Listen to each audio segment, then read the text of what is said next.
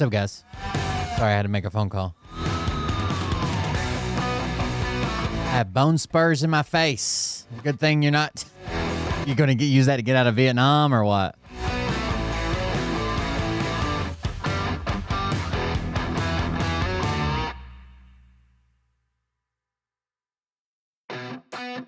I knew you and Trump were alike. I didn't know why until now, but Let 'em burn it out. Sell 'em to the richest buyer. beautiful face spurs. They tell us lies and fade away, fade away. We feel betrayed. We were raised to lose the race. Wake it through back of the pack, kill it anyway. Makes you feel any better. The Up, listen up now. a portion of the White House has just been destroyed, gone. So there's that. East Wing. The brains are bigger than the doubt. We've been thinking for ourselves, never let the truth fade away.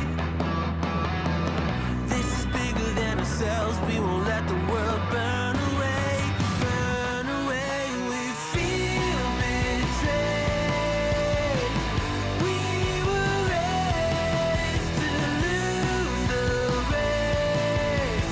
Wake it through the back of the pack, kill it anyway. To blame, haters face the world's mistakes.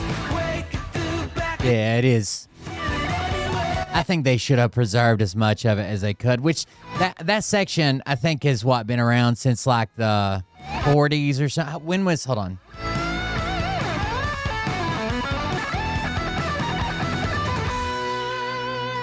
In my head, I guess when I started relating all kinds of things to like how long it's been, it was around the early 2000s. So whenever I hear like 1940s, I'm almost like it's 60 years old. I forget I have to add fucking 25 years to that. I don't know. That's just the way the history math works for me. The first East Wing was 1902, and then FDR built the structure commonly known as the East Wing during his presidency in 1942.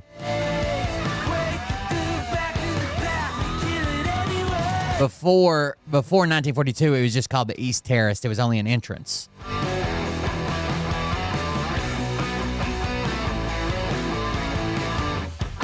And then I think since the 70s, maybe, somebody correct me. I think since the 70s, that's been where the First Lady's office and where she works out of and shit like that is.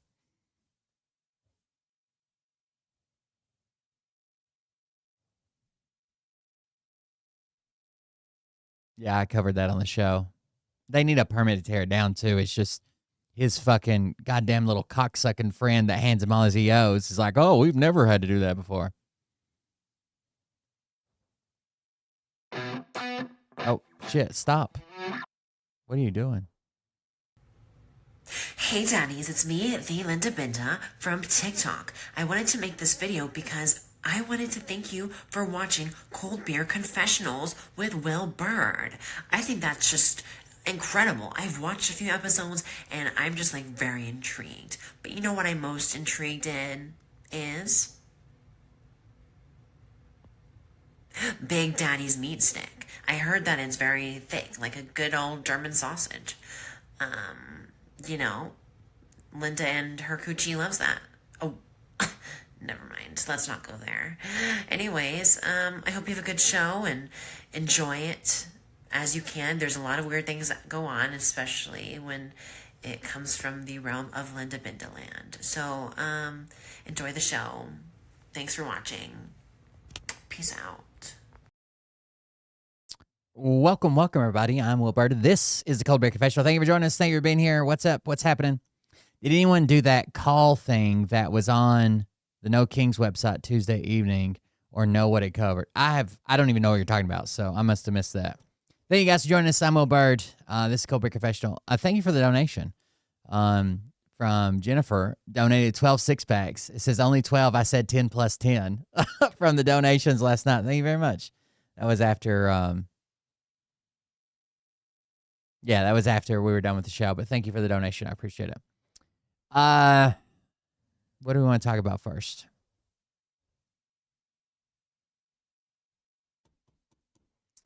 Working on Halloween costumes. I made this. This is the center of a bomb thing. I think I showed it to you the other day, but I was holding it together. Now it's assembled. It needs to be painted. And I got to make the frame that it sets in before Saturday. So Oliver can go to a boot at the zoo. Liam's costume is basically done. It fits. So that's it. I'll probably spend all day Friday trying to make sure all that's good to go. I like making the kids' costumes, but it's incredibly hard. Not like making the costumes easily, but once you put a kid in it, they just break it over and over and over and over and over and over again.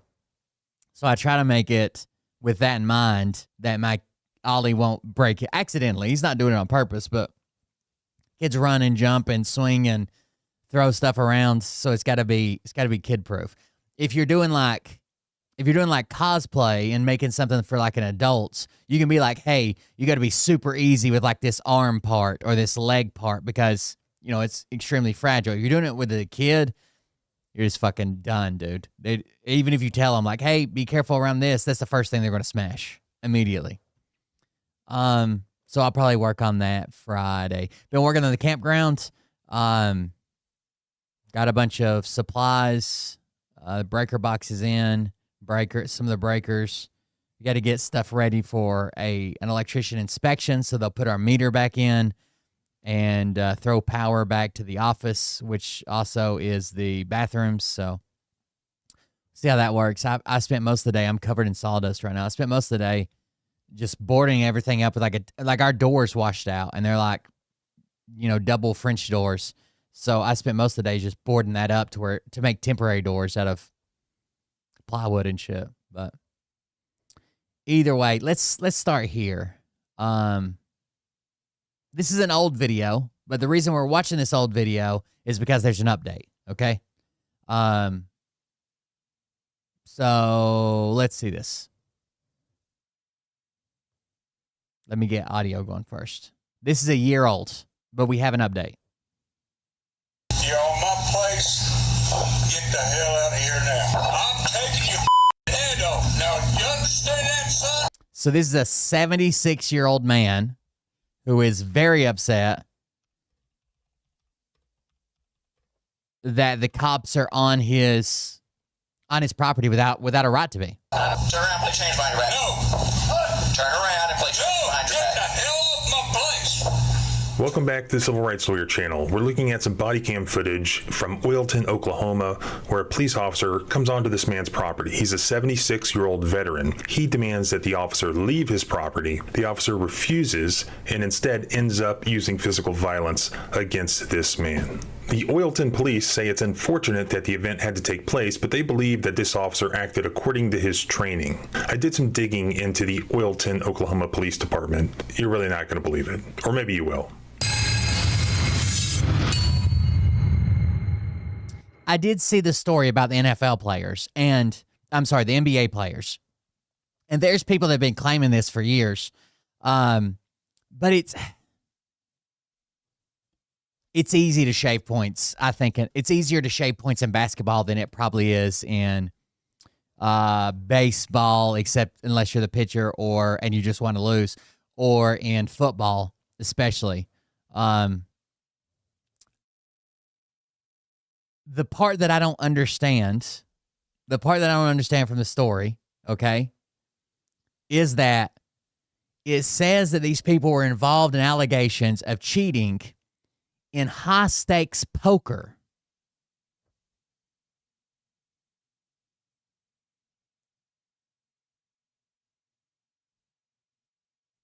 Then it says that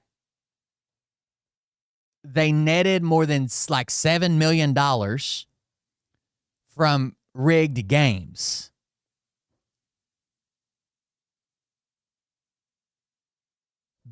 basketball games or poker games? How how how the f- how do you use a basketball game to cheat in poker? Or are they two separate? I don't know. Well, I just had to read the article, I guess. I just read headlines. But before we get into the body cam footage, let's quickly do our sponsor for today, which is Incogni. You may be surprised to know how much of your private information is being collected and traded online. Being a content creator and a lawyer makes privacy ever more important to me, which is why my sponsor today is again Incogni. Incogni not only tracks down the data brokers that have your information, but they also have that information and private data removed. Incogni first partnered with me in August of 2023, and since then, I just turned it on and haven't had to do anything else. As of today, Incogni has located my private information with 182 different data brokers. To date, they have had that data deleted with... I think that shaving points, especially if like you're a player that's almost always on the court, right? So you're like one of the starting players. That you know how often somebody has an off night, right? And you know how often there's a surprise upset. So it's not that crazy to think about shaving points. 155 of these data brokers, with 27 others still in progress. This would be a difficult and lengthy process to even attempt, even with my experience and legal expertise. But I haven't had to do anything. You just set it and forget it. Incogni has done everything for me, which is great because I just don't have the time anyways. Oh, wait, okay. I just read some.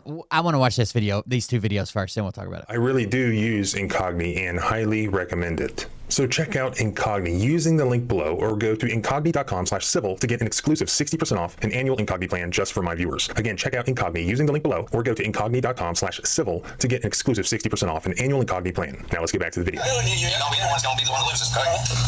So you need to step back, okay? I won't be the one. Hey, I ain't stepping back. You need to step back. So I'll take your damn hand off, okay? First of all, sorry for the nature of this footage. This is actually how this body cam footage was released by the Oilton Police Department. So this was the response, believe it or not, to show this body cam footage. And this is how it's presented, which is in line with the professionalism that you will see with the Oilton Police Department. More on that later. The background here is this police sergeant was investigating after a citizen reported people with a Michigan license plate claiming to be with some company named OG&E who were selling solar panels without the required permit. This reminds me so much of my small town. There is a Facebook group that literally just reports cars that don't look like they belong in my town. We're not talking about that right now. I think that's the third time I've said it. They just report cars that look like they don't belong in my town. Then, like if there's any type of salesman, door-to-door, contractor, it doesn't fucking matter. They're like, hey, somebody's selling something. I don't know if they're real or they're trying to rob everybody.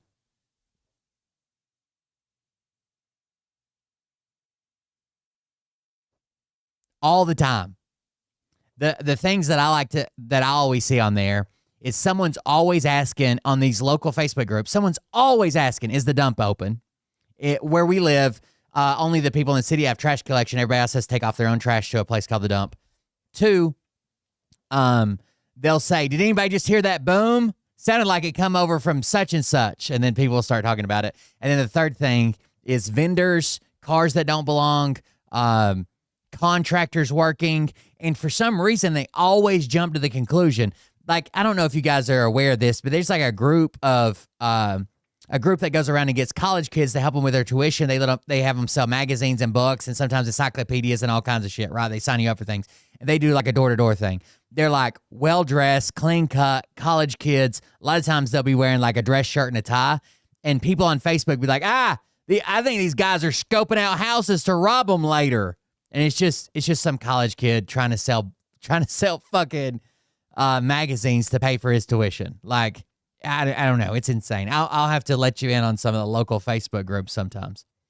permit. Without a police department, how would you ever survive, right? And he found them at the home of 76-year-old Willard Walbridge. News on 6 interviewed Mr. Walbridge previously, and he told Sergeant Beers to leave his property, saying that the officer was out of his jurisdiction, which is just outside city limits, since he was an Oilton City police officer. But the sergeant says that he's cross-deputized and did have jurisdiction. The sergeant told the news media that he was aware he was dealing with an older citizen, and that's why he asked him 7 times to step back and 12 times, they counted, to turn around and place his hands behind his back. He said that ultimately he decided that he could be killed by an older citizen just like anyone else, and he had to take action. This guy's gonna kill him for telling him to get off his property. You need to step back. I ain't stepping back. You're on my place. You're on my place. Get the hell out of here now. All right. You need to step back. You understand that? You need to step back. Get the hell out of here now. You're on my place. Okay. You interrupt me. Want to go this way? Do you want to go this way? I was making contact with somebody who's listening, and I have another suspect here that's starting to get irate. I'm probably going to have to cancel him. All right. Now, before we get any further into this, I want to make one thing clear. The Fourth Amendment protects us from unreasonable searches and seizures, and that includes our homes. In fact, our homes are the most protected place there is under the Fourth Amendment. So it's important to understand where is this taking place in relation to Mr. Walbridge's home. The press release that was put out by the Oilton Police Department gives us some information on that. He says that Sergeant Beers made contact with these people who were allegedly selling these solar panels, and he found them in Mr. Walbridge's driveway. Then Sergeant Beers got out of his patrol vehicle to investigate. He made contact with the 2 subjects as they were making their way back to their vehicle. He was speaking with these 2 subjects at this point while they were sitting inside their vehicle when the homeowner started obstructing Sergeant Beers' investigation. Their own press release places this incident happening in Mr. Walbridge's driveway. So not only is it his property, it sounds like it's his driveway. I can't see how close it is to his house. There's a line somewhere at our home called the curtilage. This is from U.S. Supreme Court case law that says anywhere within the curtilage line, it's basically treated as the inside of our home. It could be the front porch, it could be the driveway. It sort of depends on the facts of how this property is laid out. And see if you can pick up any clues about where this actually takes place and whether or not it's happening inside the curtilage or outside. You can't take buckets. You're on my place. I ain't getting my hands out of nothing. Let me explain something to you, okay? I'm doing something totally different, okay? Whether it's in the county or not in the county, it started in the city, okay? That's where we are. I'm going to be straight to the point. You ask my permission? I did not have to have your permission. You damn sure do. This is my place. I'm going to tell you one more time to step back, okay? This is my place. Step back. I'm not stepping back. You get the hell in your truck and get out here now. You guys know him? You guys want to come try to talk to him before he goes in? What's that? Well, I'm dealing with another issue, so. You fix it? An issue. Turn around, put your hand back. Turn around and put your hand. Put your hands in mine. Turn around. I'm taking your fucking head off. Now, you understand that, son? I understand. Can I just drum right in? Turn around and put your hands behind your back. No. Turn around and put your hands behind your back. Get the hell off my place. Turn around. Stay in the car. Get the hell off my place. Could have been handled differently, sure. But goddamn, dude. Turn around and put your hands behind your back. That is a lawful order. You put your. This is all because they saw a vehicle that had Michigan plates driving around a neighborhood. Hands on me. Turn around. I'm taking your head off. You understand that, son? In their press release, the Oilton Police Department gave this explanation for what is about to happen here. Here's what they said. You'll see in the video that Sergeant Beers asked the homeowner several times to step back from him as the homeowner was showing aggression and threatened Sergeant Beers with acts of violence. Sergeant Beers asked the neighbors across the street to assist him with calming the homeowner down to de-escalate the situation before the homeowner was taken into custody, to which they refused to help. Sergeant Beers attempted to place the homeowner under arrest for obstruction and treating acts of violence, whatever that is, at which point the homeowner resisted and made additional threats of violence. Sergeant Beers let the homeowner know this was a lawful order, and the subject still refused. As the homeowner is threatening Sergeant Beers and approaching him, Sergeant Beers is forced, for his own safety and the possible safety of the public, of course, to physically take the homeowner into custody. I'm taking your head off. You understand that, son? Turn around. The homeowner continued to resist, trying to strike Sergeant Beers with a fist, and eventually kicking Sergeant Beers. The homeowner was eventually restrained from physically harming Sergeant Beers. Can you tell that Sergeant Beers was likely the person who wrote this? Just like the Fourth Amendment protects our home, our property, the Fourth Amendment also protects our bodies from police officers using excessive force against us. In the case of Mr. Wilbridge, the courts, in order to determine whether or not excessive force was used by a police officer, will look at generally 3 factors known as the Graham factors. 1, the severity of the crime at issue, which in this case, the man had not been suspected of committing any crime before this encounter happened. Secondly, whether or not there's some immediate physical safety threat to any individual. Now, this man is acting in a threatening way towards this police officer. Of course, the police officer could just leave, as the man is demanding to do. It's undisputed that it's his property. You can't hear the man threatening any member of the public, as much as the police would like to make that case. The third factor, whether or not the suspect was evading or resisting arrest. This guy was not under arrest. He was a free citizen on his own property when this incident started. At some point, the officer says he decided to place him under arrest. There was very little warning, as we could see in the video. He just reached out and grabbed him suddenly. But at the end of the day, it is a fact-intensive inquiry by the courts, looking at the totality of the circumstances, but with an emphasis on those 3 factors. Here, we're left with the basic facts that a 76-year-old man, trans for everybody, was violently taken down. And if we continue the body footage, you'll see that that appears to have caused, as would be perfectly foreseeable, this elderly man to then suffer a medical issue. Turn around, put your hand behind your back. I'm not doing it. Madison County got one fight. If you have to beat up somebody in diabetic socks, man, is that the career field you want to stick with that, or? Turn around, put your hand behind your back. Yeah.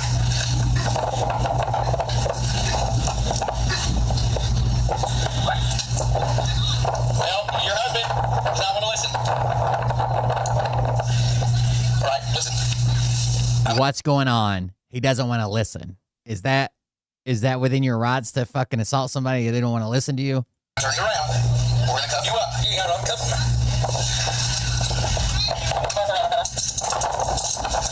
Go ahead. Turn around.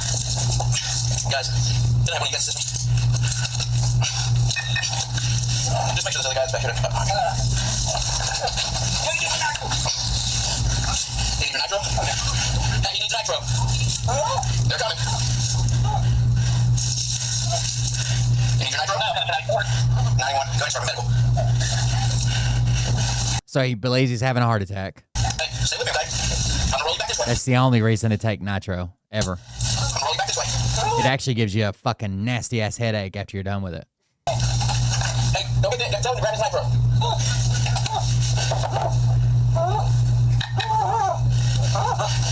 Breathe.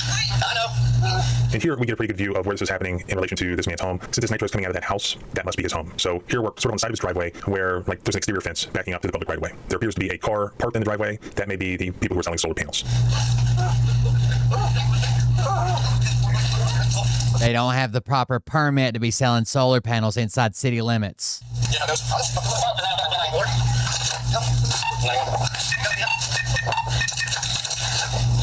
Start medical.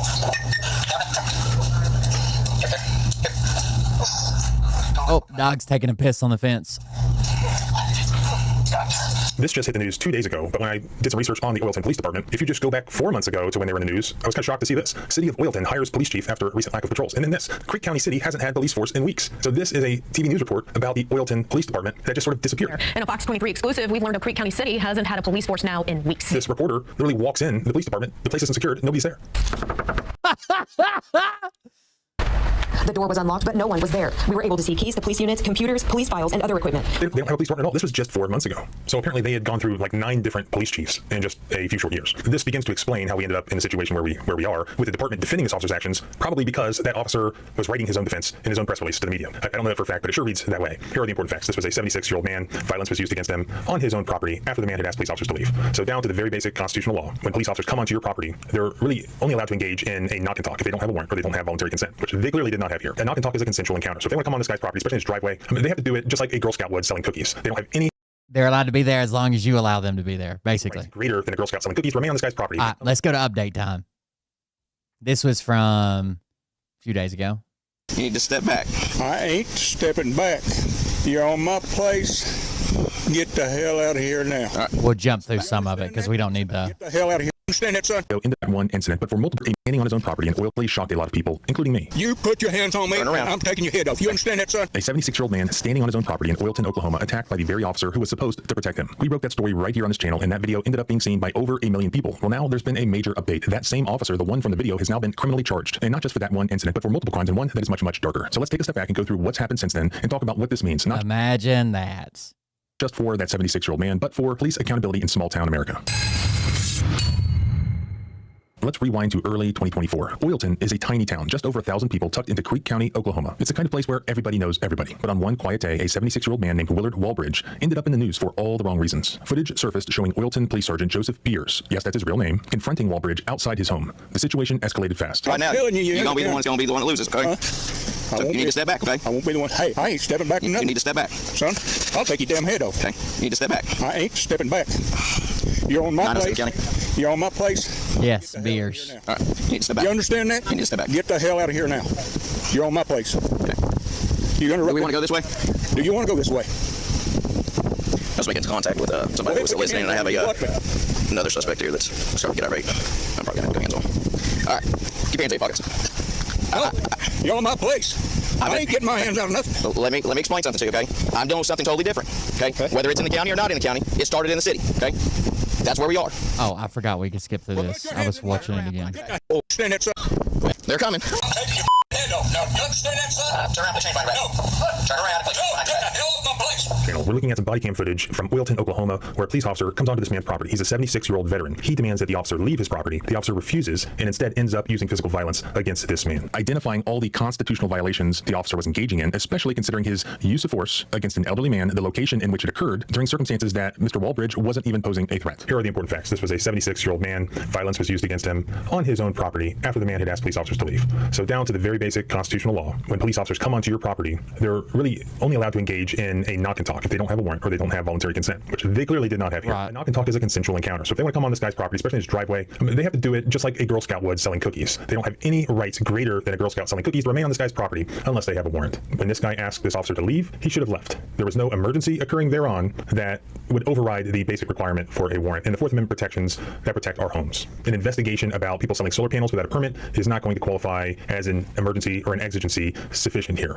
This was terrible police work, in my opinion. It was several different Fourth Amendment violations, including excessive force, but also unreasonable search and seizure for remaining on this guy's property, for seizing him on his property, which very well could be the curtilage, in my opinion, without a warrant. So not long after the video came out, Beers resigned from the Oilton Police Department. And for a while, that seemed to be the end of it. But behind the scenes, investigators were apparently just getting started. So fast forward to fall of 2025. The Oklahoma State Bureau of Investigation has officially charged former officer Joseph Beers with multiple crimes. According to News on 6 and KTUL, the charges include assault for this altercation with this 76-year-old man. Joseph Beers is charged in Creek County with aggravated assault, trespassing, and kidnapping. According to the affidavit, the then Oilton police sergeant was acting out of his jurisdiction when he slammed 76-year-old Willard Walbridge. Again, he's like, I started in the city, so I can be out here in the county telling you what to do. He's a city police officer. You can't, you just don't have jurisdiction.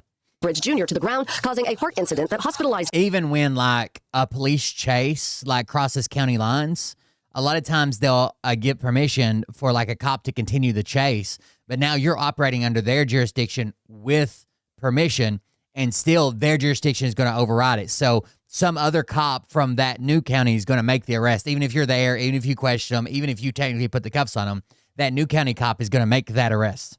Him. But it turns out that's only part of the story. The same officer is also accused of something much darker. Before he ever worked in Oilton, Beers had been an officer in another Oklahoma town called Enola. And according to investigators, there's an active case from that department where Beers is accused of sexually assaulting a woman while he was on duty back in 2019. The next day, prosecutors charged Beers with rape for an alleged incident in 2019. Prior to his time in Oilton, Beers was an Inola police officer. According to documents, the victim had been drinking in Tulsa's Brookside and attempted to drive home but pulled over instead. She was allegedly later awakened by Beers, who told her she, quote, had a lot to lose. The victim says Beers told her he would allow her parents to pick her up if he could touch her. Beers told investigators he thought it was consensual. It's unclear why criminal charges are filed.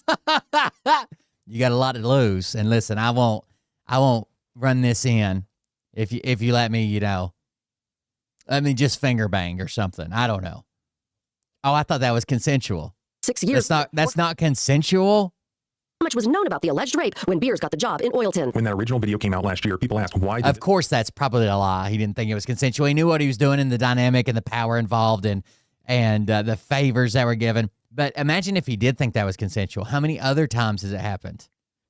If he thinks that someone can get out of trouble by performing sexual acts with him, how many other times has that happened? This police officer think that he could just walk onto someone's property and shove an old man. Well, now we might be seeing the... You guys won't believe it, but Officer Beers now works for ICE. I'm just fucking with you. That'd be funny. Just one bad day. It looks like a pattern of abuse of authority, a pattern of someone who thought that the badge gave him the right to cross the line. The OSBI investigation suggests that Beers may have used his position first in Enola and then later in Oilton to intimidate or hurt people who couldn't fight back. And that's what makes this case so important, because these small town departments, they don't have the kind of oversight that large city police forces do. Many of them have no body cams, no internal affairs, no real checks and balances. So when something like this happens, it often takes citizens like you to share the public outrage to get anyone to take it seriously. And that's exactly what happened here. If the video footage itself had not been made public and shared, if the people had not spoken out, it's hard to imagine that these charges ever would have even come to light. So where does it go from here? Beers now faces assault charges for what happened in Oilton and separate charges for sexual battery related to the earlier Enola case. He's no longer wearing a badge. Hopefully, if anything, he's wearing handcuffs. The Oklahoma State Bureau of Investigation says that their work isn't over. They're still building cases and coordinating with prosecutors in both of these counties, and we'll have to watch and see if there are any federal civil rights charges that come next, because using law enforcement authority to violate the Constitution and to commit crimes is also a violation of federal law. This story isn't just about one bad cop in a small town. It's about what happens when accountability fails, when an officer crosses the line once and and nothing's done about it, it sends a message that he can do it again. This case proves why video evidence, community pressure, and transparency matter, because without those things, this guy might still be wearing a badge somewhere else right now today. So if you saw that first video back in March of 2024, this is your update. Justice catching up with this guy, albeit very slowly. I'll keep following the story and bring you updates if I hear any, and you can follow along by subscribing both here and at the blog at thecivilrightslawyer.com. At least the guy's in jail. ESQ. Remember, our rights facing charges. So freedom is scary. Deal with it. Let's see if we can find a video on this. NBA, cheating, mafia. See what we got.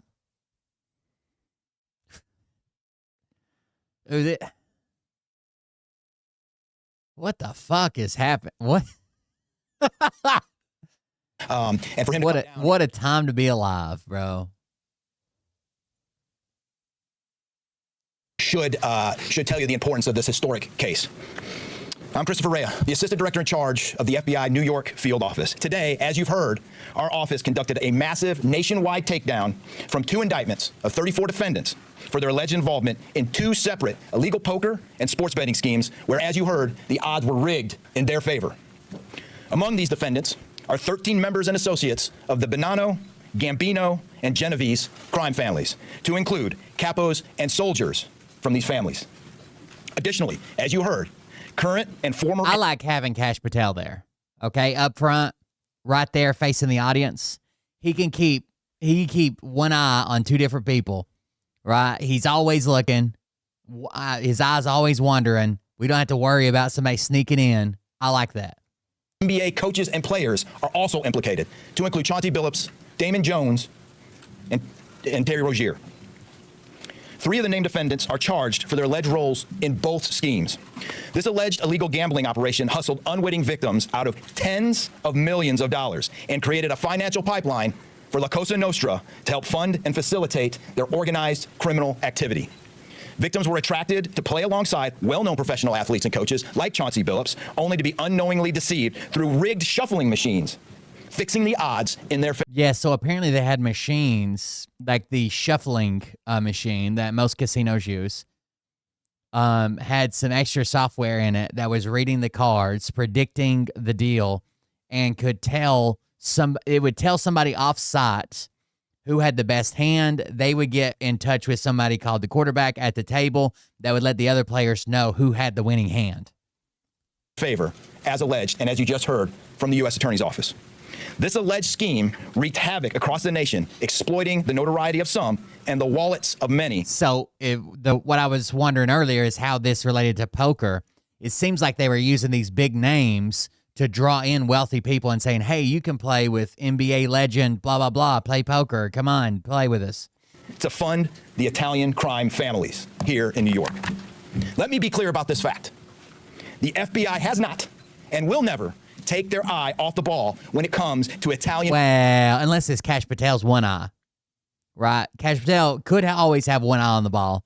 That other one, it's less than a 10% chance. That son of a bitch never fucking lines up.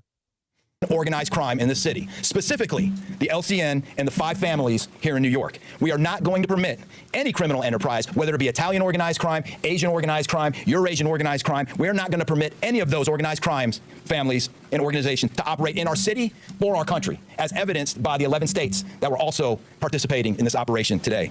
The FBI office here in New York remains committed to eradicating all unlawful revenue. I can understand how somebody with a lot of money, all right, because it's probably a pretty high stakes game, would be enticed to play with like legends and coaches and play former players, current players, whatever, and come down. And maybe they didn't really care that they were losing the money, but they thought they had a fair chance to win, and they didn't.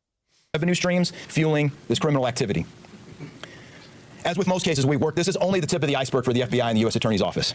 Our LCN squad agents and analysts are continuing. I don't know why the FBI on his jacket looks so weird. It's not a patch. This is probably their coat. That probably, so you see these like pockets here or ventilation or whatever. That's probably their covert jacket where it's not made to have any patches on it if you don't want. And that FBI thing pulls out of the pocket and flips around. I've seen other agencies use it. When they're all standing around monitoring somebody, and when shit hits the fan, they can reach in their pocket and flip out like a tab that already has their shit on it. continuing to work day and night with the Eastern District of New York to ensure members and associates of the 5 families cannot continue to wreak havoc in our communities. Today would not have been possible without the tireless efforts and dedication of the FBI New York Eurasian Organized Crime Task Force, which, as you heard, was led by Supervisory Special Agent Luke Hardison, and the Italian Organized Task Force, which was led by Supervisory Special Agent Mike Malahi. And coincidentally, Supervisory Special Agent Malahi is going out on a positive as he is retiring at the end of this month for 30 years of dedicated service to the FBI, and that deserves a hand. He's what we call a legend here at FBI New York. Additionally, obviously, we cannot do this alone without our partners. I want to extend my appreciation to Homeland Security Investigations Special Agent in Charge, Ricky Patel. Of course, we do nothing in this city without the NYPD, New York City Police Department Commissioner Jesse Tisch. Thank you, ma'am, for all your work and all your resources that you dedicated to this. And New York Waterfront Commissioner Phoebe Soriel for their agency's assistance and support throughout this lengthy and complex investigation. Our collective efforts ensure these subjects will face accountability, like the director said, for their alleged wrongdoings. Thank you, and I'll now turn it over to Special Agent in Charge of HSI, Ricky Patel. Thanks, Chris. Good afternoon, everyone. My name is Rick Patel. I'm Special Agent in Charge for Homeland Security Investigations here in New York. This morning, hundreds of special agents and investigators with HSI, the FBI, the New York Waterfront Commission, and the NYPD descended upon the homes of individuals who for years have operated with the false sense of impunity, a false sense of incivility. In the early hours of today, across 9 states, coast to coast, dozens of defendants were arrested and will face the consequences of their alleged crimes. This was their wake-up call. Man, he's got a weird-shaped head. With the alleged involvement of 3 La Cosa Nostra crime families, 1 NBA head coach. It's like long, right? A Hall of Famer, no less, and former NBA players, the years of investigative work that culminated with this morning's operation seem reminiscent of a Hollywood movie. But this wasn't luck, and this wasn't theatrics. This was an evidence-driven, relentless, and unified effort among law enforcement.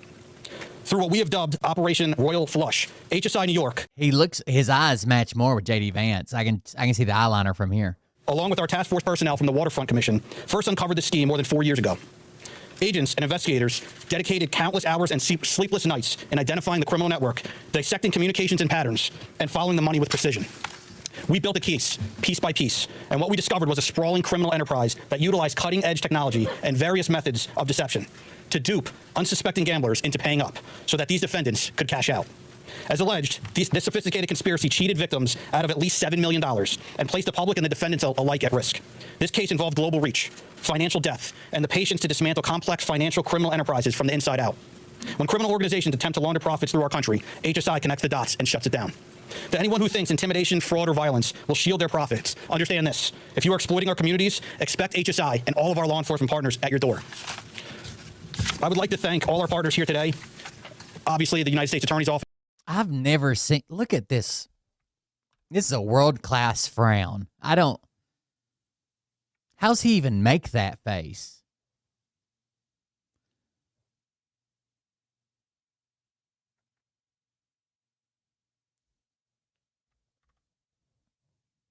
For the Eastern District of New York, the Waterfront Commission, the FBI, the NYPD, and the prosecutors that will carry this forward.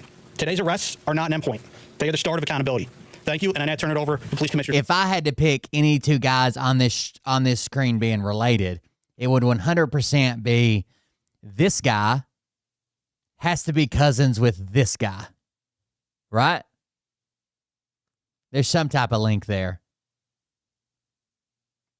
Glitch in the Matrix or something.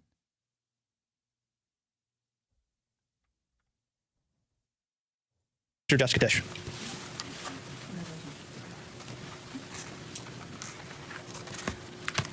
Good morning. Thank you to Director Patel, Assistant Director Rhea, and U.S. Attorney Nocella. What we're announcing today is not just another takedown.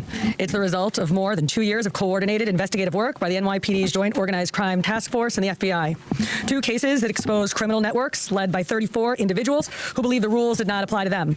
They hid behind layers of complexity, behind money, and behind influence, believing those things would shield them from accountability. The first case, Operation Nothing But Bet, exposed a gambling ring built around professional basketball, where players and associates allegedly used inside information to manipulate prop bets on major sports betting platforms. They placed wagers on unders on players to score less, rebound less, assist less, using information that was not yet public. In some instances, players altered their performance or took themselves out of games to make sure that those bets paid out.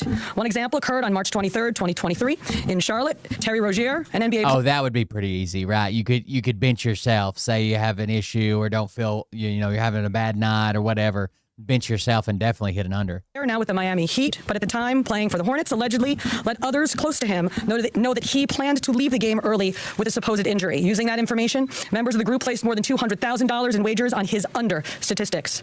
Rozier exited the game after just 9 minutes, and those bets paid out, generating tens of thousands of dollars in profit. The proceeds were later delivered to his home, where the group counted their cash. As the NBA season tips off, his career is already benched, not for injury, but for integrity. As a result of this investigation, 6 defendants, including Rozier. Oh, what a catch line. Reminds me of a fucking Law and Order episode. Or fucking CSI Miami, right before the music comes in. Turns out you're going to be benched, not for injury, for integrity. Are now facing conspiracy to commit bank and wire fraud. In a second case, Operation Zen Diagram, investigators uncovered a long-running scheme in which members and associates of several well-known organized crime families rigged high-stakes poker games across the country. These operatives included capos and multiple soldiers from the Bonanno, Gambino, Lucchese, and Genovese. It's never enough money, dude, for some people. Some people it is, right? People that get out early and is like, fuck this, I'm not going to beat up my body. I'm going to go retire. I've made more money than I ever spent in my lifetime. Most people it's not, right? Imagine making all that fucking money being in the NBA and you're like, oh, I need to make some more on fucking rigging these bets. These crime families, bringing 4 of the 5 families together in a single indictment is extraordinarily rare. It reflects how deep and how far this investigation reached and the skill and the persistence it took to get here. That work uncovered a deliberate, technologically... Even across all the players, okay? Even across all the players and all the bets, it only amounted in tens of thousands of dollars in profits. Tens.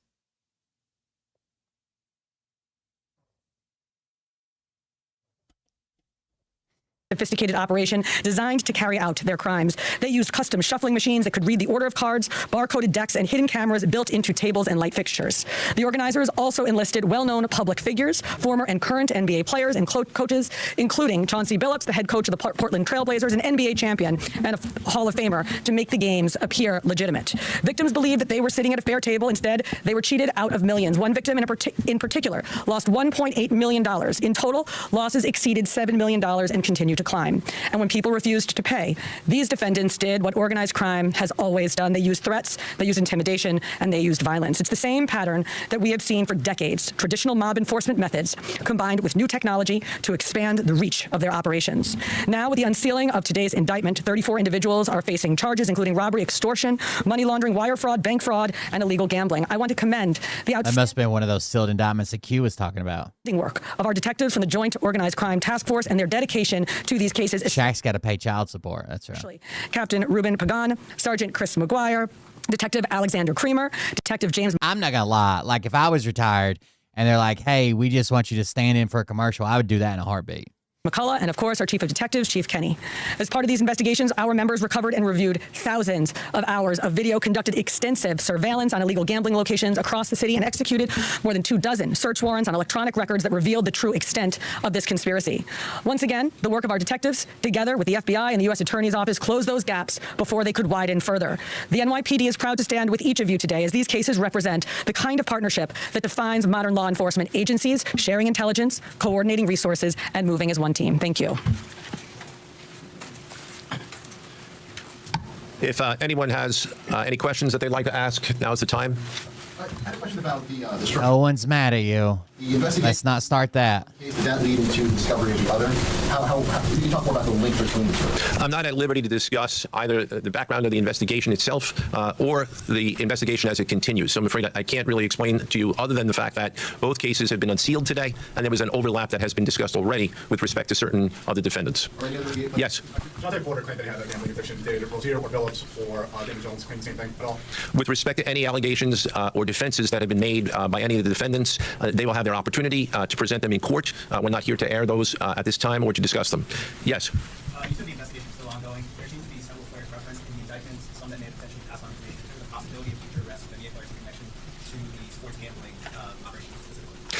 As I said, I can't discuss ongoing investigations. The investigation is ongoing. So they called the players that would reel in other people face cards. The victims were unaware that everyone, including the dealer and other players, were all in on the scam. Then they had quarterbacks, was another term they used. These are a bunch of different lingo, I guess, to make it. The fish were the people that they were reeling in, were lured into the games. The pro athletes are known as face cards. Those involved from the dealer to the face cards knew about the scheme. Once the game was underway, the defendants fleeced the victims out of tens or hundreds of thousands of dollars per game. Those taking part in the scheme allegedly used self-shuffling machines that had been secretly altered to read the cards in a deck and predict which player at the table had the best poker hand. That information was sent to an off-site operator who allegedly sent the information via cell phone to the co-conspirator at the table. The co-conspirator at the table was known as the quarterback, then allegedly secretly signaled the information to all the other defendants and used that information to win the poker game. Which by definition means that there will be further evidence uncovered at a minimum, and there's always that possibility, but I can't comment any further with respect to that. Yes? Thank you.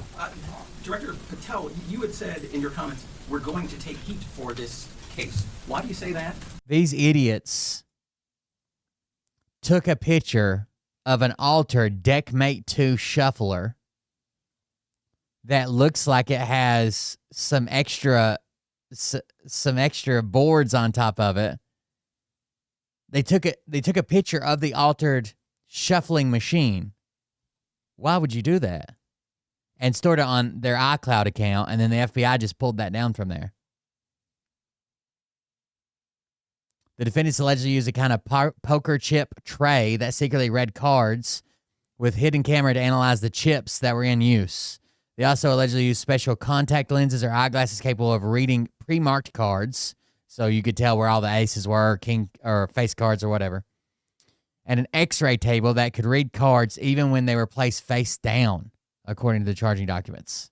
Hidden cameras were also built into tables, light fixtures, and other places, said the New York Police Chief Commissioner, Jessica Tisch. That's who we just heard talk.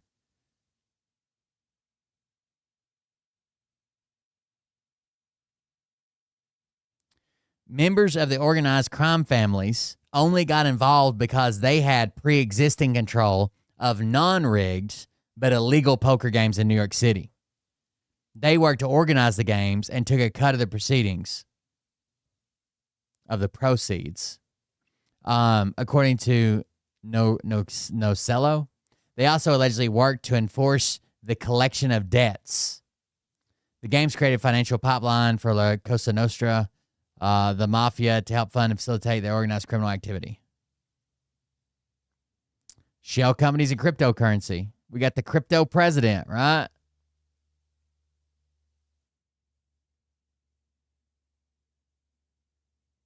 So the people that gave them like the shufflers and the cameras and helped them hide it and built that, they got a cut off everything too, apparently.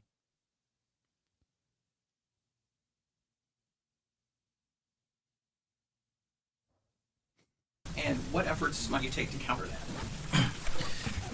It's not popular to go after some of the defendants that we went after today, but justice is served blindly. And how do we countermand that? Simple. The unsealing, especially when Cash Patel's doing the looking. These indictments today shows the force of the Department of Justice and our great Attorney General and the leadership that we have at the FBI and the team here to specifically mete out justice. And look, let's not, mince words. This is the insider trading saga for the NBA. That's what this is. That's why we are going to take heat. But as the evidence comes out, as the indictments are unsealed, you will see the extensive work these men and women put in, countless hours over years, and that's how we countermand it. I wish they do the insider trading saga of the insider trading issue from the president to everybody else. That would be nice, or whatever. Director Patel, so the dates of these indictments are getting filed are October 9th and October 16th. Can you talk about the timing of moving in now? Why now? We will not publicly discuss the timing of when we do takedowns. I will only say that we do takedowns in a coordinated fashion with our law enforcement partners and the U.S. Attorney at the appropriate time to make sure that we ensure the integrity of the investigation, as the United States Attorney said, an investigation that is very much ongoing. Director Patel, you said insider trading for the NBA. What are the implications of this case for other sports leagues and for the legal gambling industry in general? Simple. If you're participating in the legal gambling industry, you got nothing to worry about. If you're participating in illegal conduct, you got everything to worry about, and this case shows it. What? Hold on. Simple. If you're participating in the illegal gambling industry, you got nothing to worry about. If you're participating in illegal conduct, you got everything to worry about, and this case shows it. What a weird way to say that. Never, ever go with legal and illegal and say it that fast. You can't tell what the fuck he's saying, right? I'm sure what he's trying to say is if you're participating in legal gambling, nothing to worry about. But if you're participating in illegal, you have everything to worry about. But it's almost impossible to tell. Industry in general. Simple. If you're participating in the legal gambling industry, you got nothing to worry about. If you're participating in illegal saying it that way, that fast, you can't tell if he's saying legal or illegal. Sports leagues and for the legal gambling industry in general. Simple. If you're participating in the legal gambling industry, you got nothing to worry about. If you're participating in illegal conduct, you got everything to worry about, and this case shows it. Did the illegal conduct cross with the legal sport betting platforms in any capacity? And if so, is that other search warrants that the police commissioner just referenced? I'm not sure I quite understand your question. You're asking if the illegal conduct... If it crossed with, like, the sports betting industry, or the online sports betting industry. The sports books themselves are victims in this case. They themselves did not, as far as our investigation has concluded, they did not perpetrate anything unlawful. Are you able to say which sports books or online outlets they use to make these bets? I'm not going to respond to that at this time, but that information will be made public, yes. Can you identify the access point where these co-conspirators were able to recruit? At least slow down and say if you are legally, and put emphasis on the word. Famous people to partake in the schemes? When you say the access point... able to recruit them? I'm not sure which case you're referring to. Oh. So Rozier, how he was recruited, Damon Jones and the NBA scandal, and then Phillips for the public. We're not at liberty to say that at this time. That will be revealed in due course. Yes. He was being... what is your question, sir? Hey, thanks for being here. You just said that the sports books themselves are the victims, at least in the indictment involving Terry Rozier and others. They're among the victims. Okay, but those companies make, as we all know, they make a crazy amount of money off of a lot of everyday Americans make bets and mostly lose them. Are you concerned with a jury potentially not being sympathetic in a case where the victims, as you say, are these multi-million or billion-dollar gambling companies? Let me repeat that. Yes. All of the defendants themselves are presumed innocent. We believe that at a trial, when they have the opportunity to present their defenses, if they chose, because they're not required to, we will come forward with the evidence to demonstrate their guilt. Yes. I'm sorry. Did the NBA collaborate? It maybe imagine you find out like a 67-year-old man whose wife just passed away from cancer somehow figured out a scam to where he doesn't have to pay the hospital back $3.5 million he owes them. And he's on, it's going to be hard to find a jury sympathetic to that. Same thing with companies like betting places, right? Where they keep the books. That's a good question, I think. The answer to your question is yes, the NBA. Whoa. I just heard a crazy crime story about a guy that worked at a Subway, okay? And this guy worked at this Subway for like 5 years, and I guess he hated his job, and it was right next to a hospital. And he would sit and think of ways that he could do other things or make money or whatever, right? And a lot of people from the hospital came in for lunch. So some of the people were like doctors and nurses or people at the hospital or whatever.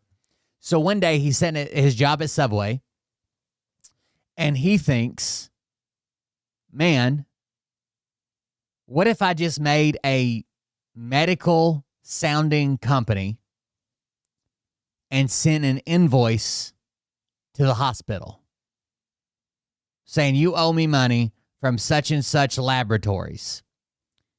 And he did it, and they paid it. No one checked. No one figured it out. No one called him. No, they just did it. So then he spent years. He couldn't be one and done, right? He couldn't get a big cash out. He spent years sat in a Subway every goddamn day, coming up with fucking the company and things to charge them for, and sending it to the fucking hospital as a medically sounding, but not too specific, right? Like something technology. And they kept fucking paying, dude, until something changed drastically, like a new accounts manager or something was hired, or maybe the hospital changed hands, or they had some type of big audit. No one knew. He just kept doing it and kept doing it and kept doing it and kept doing it and kept doing it. And I'll be goddamned if they didn't arrest the motherfucker after he had done this for like hundreds and hundreds of thousands of dollars. They arrested the motherfucker in Subway. He was still working at Subway. has cooperated with the investigation. Yes, sir. There's been a reason to believe there's an associated college basketball element to this. Can you confirm that, or is there another investigation or part of this investigation that will have college basketball? The investigations that we announced today did not involve college basketball. Last question. Yes. There was an emphasis on the Italian crime presence, organized crime in New York. Can you give us a sense of the strength and status of Italian organized crime in New York right now? No, I'm sorry. That would be a question that goes beyond what we're here to discuss today, which is these two indictments. Thank you. Everybody.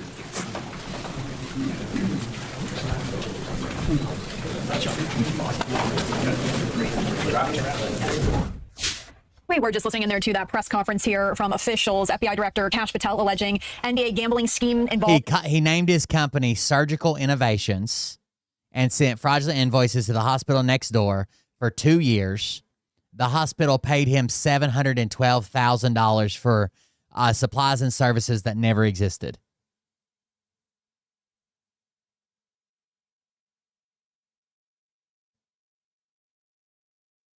I bet you he was in his head. He's thinking, I'm just going to get 1 million and then I'm done. Then if he got to 1 million, he's like, I could get 1.5, probably, right? Tens of millions of dollars, as well as the Italian mafia. They were discussing 2 separate indictments there as well. And if you are just tuning in here, Portland Trailblazers head coach Chauncey Billups and Miami Heat guard Terry Rozier were among more than 30 people charged in connection with schemes involving illegal sports betting and rigged poker games backed by the mafia. That's according to authorities that we learned here today. Rozier is accused in participating in an illegal sports betting scheme using private insider NBA information. Billups is charged in a separate indictment. As I said, there are 2 separate indictments here alleging a wide-ranging scheme to rig underground poker games. Just being close enough to know like stuff on a team could give you an unfair advantage. And while a lot of teams ban anybody that's even close to it, like imagine you just overhear that someone like kind of tweaked their ankle, right? And they're going to play, but they're definitely not 100%. And then you can bet that they're going to score under their average. Games that were backed by mafia families. All of this according to authorities. The indictments are related to these 2 major cases, one involving sports betting, the other second one involving rigged poker games. And we did just hear from this news conference here a lot of information surrounding this after this news broke here this morning. In the first case, 6 defendants are accused of participating in an insider sports betting conspiracy that exploited confidential information about NBA athletes and teams. And also here we did learn the second case involves 31 defendants in a nationwide scheme to rig illegal poker games. The defendants include former professional athletes accused of using technology to steal millions of dollars from victims in underground poker games in the New York area that were backed by mafia families. In the sports betting scheme, players sometimes altered their performance or... So it sounds like the mafia didn't do any of the shady stuff, like the cheating or setting up or reeling people. The only thing the mafia had ties to this in was they were already running legal, well, technically illegal, but non-cheating games, illegal games in New York City. So they just became the host of it. Hey, we can set you up. Here's a place to do it. You can have it here, whatever. We want to cut. Or took themselves out of games early. And that's according to New York Police Commissioner Jessica Tisch, as we just heard there in that press conference. In one instance, Rozier, while playing for the Hornets, told others he was planning to leave the game early with a supposed injury, allowing others to place wagers that raked in thousands of dollars. Once again, that's according to NYPD Commissioner Jessica Tisch. The indictment of Rozier and others says there are 9 unnamed co-conspirators, including a Florida resident who was an NBA player and an Oregon resident who was an NBA player from about 1997 to 2014, and an NBA coach since at least 2021, as well as a relative of Rozier as well. Rozier and other defendants, quote, had access to private information known by NBA players or NBA coaches that was likely to affect the outcome of games or players' performances, and provided that information to other co-conspirators in exchange for either a flat. Yeah, it seems like there's not any overlap other than they both involved, NBA adjacent people. Fee or a share of betting profits. That's according to the indictment. The NBA has no immediate comment on all of this. The league has investigated Rozier previously and still is looking into the actions of former Detroit player Malik Beasley, one of the sources telling the Associated Press here. And we are going to try to get an expert to join us a little bit later on in the show to break this all down here for us. A pretty lengthy press conference. And as you heard at the end there, reporters asking questions, but officials not quite yet able to comment on all of that as this investigation is still ongoing here. We're going to stay on top of the story. I don't think it's race related. No. Funny you would go there immediately, though. Tells us where your head's at, huh? Kind of strange, right? Kind of strange that Itsuko would just go right there, living in the most racially homogenous place in the world. Kind of weird. Kind of strange. I don't know what to say about that. I don't know what to say, Itsuko.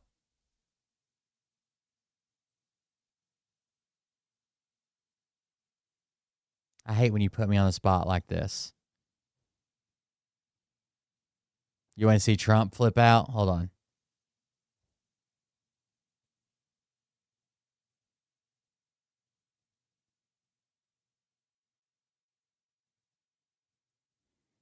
I got to share it a different way because my thing's not working.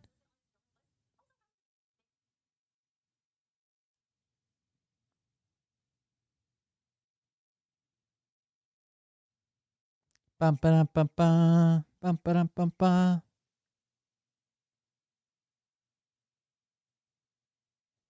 All right, let's start here. Trump flits out on a reporter, of course. You know nothing. You know nothing. Stupid bitch. You don't know nothing. Oh, I grabbed the wrong one. Hold on.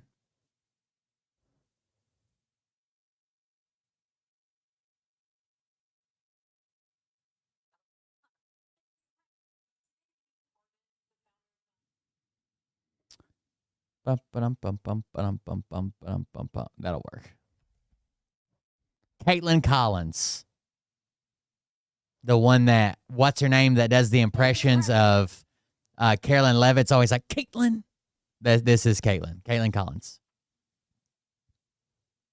Today you pardoned the founder of Binance. Can you explain why you chose to pardon him? I think somebody that pardons somebody, if we're going to keep the presidential pardon power, I think the president should have like pretty close, like intimate fucking knowledge of what happened, why people are saying that it shouldn't have been done that way, why people are leaning to like it maybe was persecution or maybe they've served enough time or they got a crazy sentence or they did it for another reason, like for what it, I don't think it, Trump's go-to is like, people tell me that Biden went after this guy. I don't know. But I just say pardoned. Like, it's so fucking insane. Mr. President Trump, today you pardoned the founder of Binance. Can you explain why you chose to pardon him? And did it have any... So he pardoned the founder of Binance. Who does the founder of Binance have incredibly strong ties to?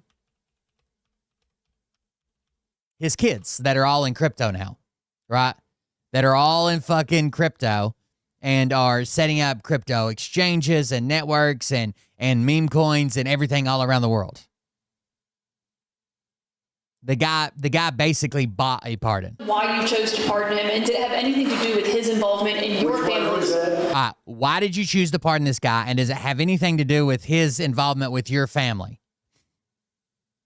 Involvement in your family's... The founder of Binance. He has an involvement in your own family's crypto business. I believe we're talking about the separate because I do pardon a lot of people. I don't know. He was recommended by a lot of people.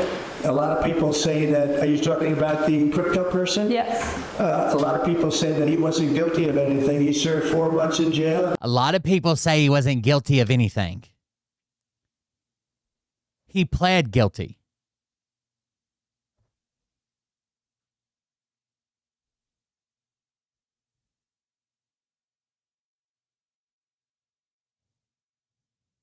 The guy's name is something Zhao, but they call him CZ. I guess his first name starts with a Z. I can't remember what his first name is. I probably couldn't pronounce it either way. He pled guilty. A lot of people saying he wasn't guilty of anything. He pled guilty. Yes. A lot of people say that he wasn't guilty of anything. He served 4 months in jail. They say that he was not guilty of anything. That what he did, well, you know, he admitted to his crimes. Now listen how Trump reacts to that. Now, he claims, I have no details about this. I don't know who he is. I had no idea he had ties to my family. A lot of people just come to me and say, this guy's got to be out of jail. Are you telling me that, like, we could get anybody pardoned? Anybody. No matter the details of their crime. Like, we could, if Jeffrey Epstein was alive, we could get him pardoned if enough people speak to you and say, I think Jeffrey Epstein's innocent, and maybe a couple of them donate $1 million to your campaign. That's all? That's all it takes? And you're not even going to you're not even going to bother yourself with the details. Yeah, they say that he was not guilty of anything. That what he did, well, you don't know much about crypto. You know nothing about nothing. You're fake news. But let me just tell you that he was somebody that. If all else fails, attack the reporter. You know nothing about crypto. You know nothing about nothing. Fake news, Caitlin. That's what they're going to call you. He was somebody that, as I was told, I don't know. I don't believe I've ever met him. But I've been told a lot of support. He had a lot of support. And they said that what he did is not even a crime. It wasn't a crime. That he was persecuted by the Biden administration. And so I gave him a pardon at the request of a lot of very good people. NBC News, citing a public disclosure form from Monday, reported that Binance in September had retained the services of the lobbyist Charles McDowell, who is a friend of the president's son, Donald Trump Jr. McDowell's lobbying firm, Checkmate Government Relations, disclosed that it was paid directly $450,000 for the prior month's work, which included lobbying the White House and Treasury Department for executive relief and financial services policy issues relating to digital assets and cryptocurrency. The clemency grant for Zhao came nearly a week after Trump commuted the 87-month prison sentence of former New York Rep. George Santos, who had pleaded guilty to wire fraud and aggravated identity theft. Deeply grateful for today's pardon and to President Trump for upholding America's commitment to fairness, innovation, and justice, Zhao wrote in a post on X. We'll do everything we can to help make America the capital of crypto and advance Web3 worldwide, he wrote, before adding, still in the fight, more posts to come. It's clear and blatant corruption. Like, it's not even...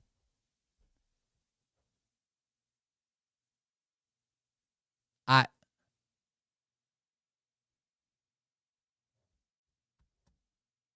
don't know. I don't know what to say anymore. I got one more for you. Here you go. We now know exactly who is going to be paying for President Trump's brand new $300 million. Oh, yeah. Fucking retards. I'll show you one.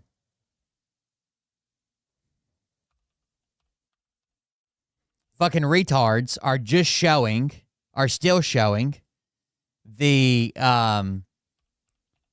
awning of the East Wing being torn down, as if Trump didn't basically say that they were tearing down the whole thing the day before. They're still sharing this and saying, what are you guys mad about? You act like he's tearing down the whole White House. This is what he is tearing down, the awning. Okay, this is all gone now. Okay, every bit of this East Wing is gone now. All of it.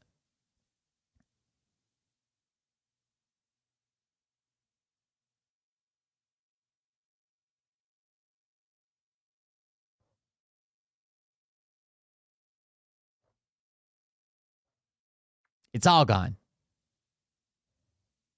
Ballroom. The White House released this list of names today. Now, there are two pretty big names that are missing from this list, which I'm going to talk about in a second. But I want to first talk about the people that are on the list, because when you look at it, you're looking at a bunch of, rich so many cryptos companies and big billionaires and millionaires, and you're thinking probably, who cares? At least we, the taxpayers, aren't on the hook for this $300 million project. Well, that would be one way to look at this list, but there's another way to that they are literally buying favor with the president when they need decisions in their favor.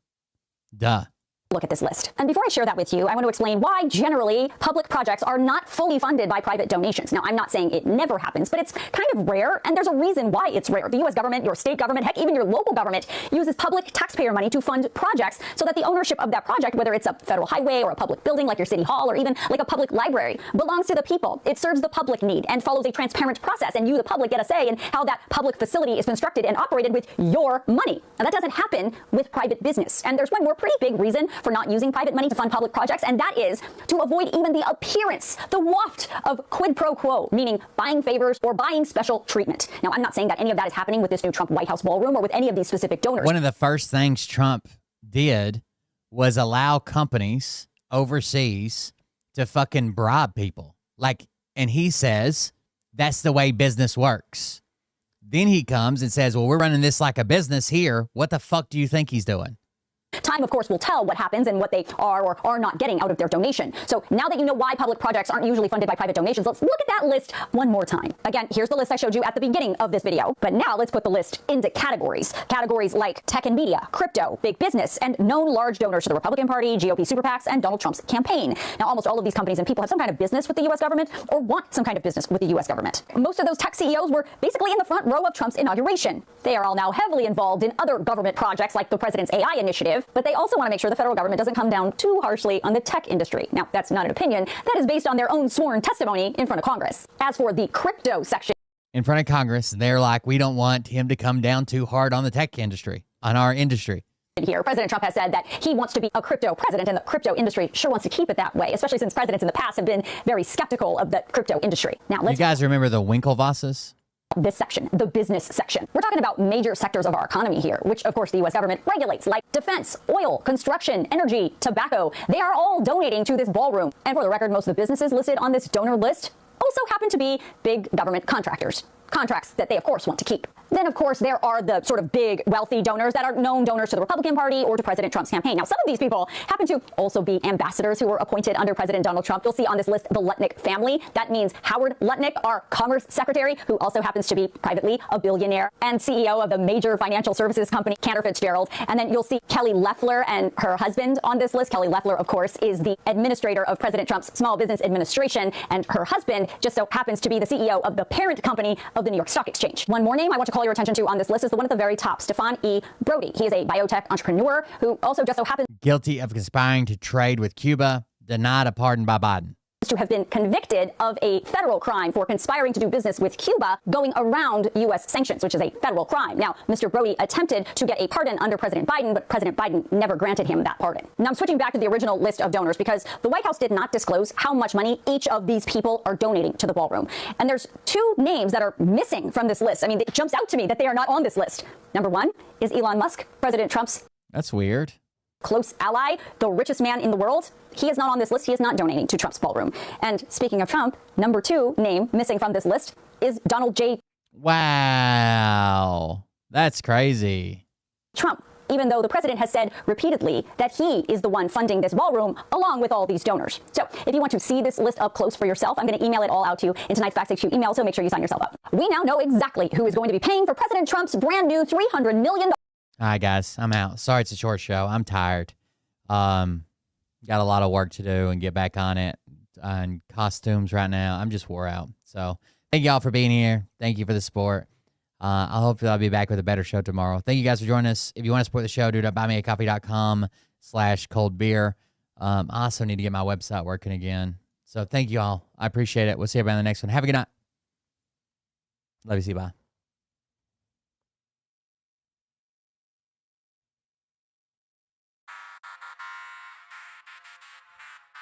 But I can tell you this about if this douchebag happens to see this particular show, you don't have the fork and balls to call out the people on this planet by name and tell them exactly who they are and tell them the rest of the world who they are. You don't have the fork and balls. You don't have the balls.